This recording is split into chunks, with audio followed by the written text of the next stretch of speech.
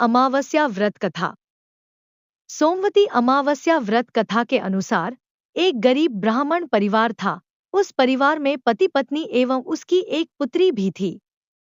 उनकी पुत्री समय के गुजरने के साथ साथ धीरे धीरे बड़ी होने लगी। उस पुत्री में बढ़ती उम्र के साथ सभी स्त्रियोचित सगुणों का विकास हो रहा था।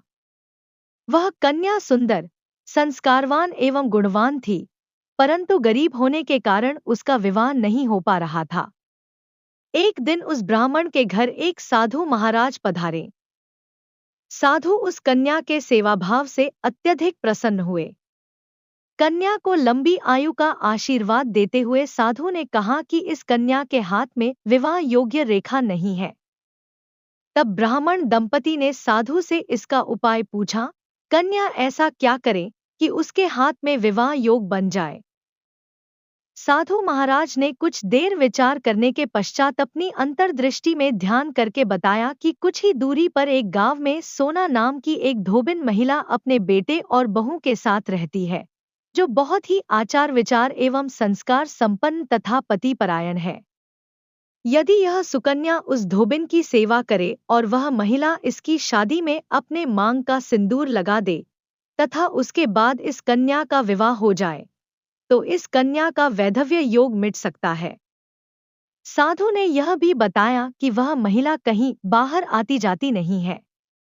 यह बात सुनकर ब्राह्मणी ने अपनी बेटी से धोबिन की सेवा करने का प्रस्ताव रखा।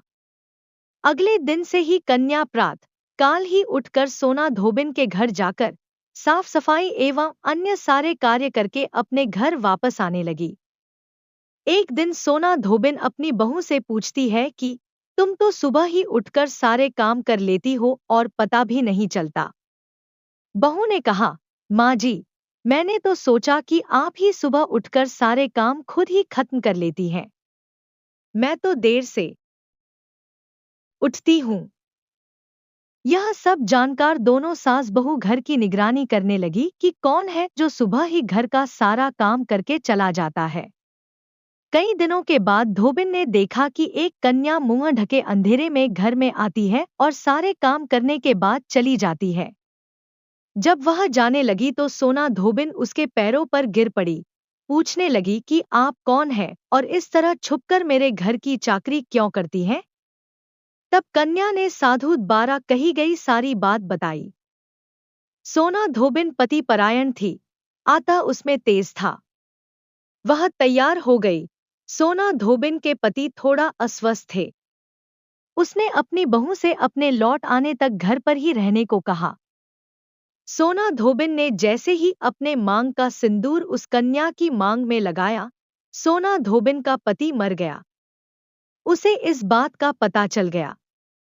वह घर से निराजल ही चली थी, यह सोचकर कि रास्ते में कहीं पीपल का पेड़ मिलेगा तो उसे भंवरी देकर और उसकी परिक्रमा करके ही जल ग्रहण करेगी। उस दिन सोमवती अमावस्या थी। ब्राह्मण के घर मिले पुए पकवान की जगह उसने ईंट के टुकड़ों से 108 बार भंवरी देकर 108 बार पीपल के पेड़ की परिक्रमा की और उसके बाद जल ग्रहण किया। ऐसा करते ही उसके पति के मृत शरीर में वापस जान आ गई। धोबिन का पति फिर से जीवित हो उठा।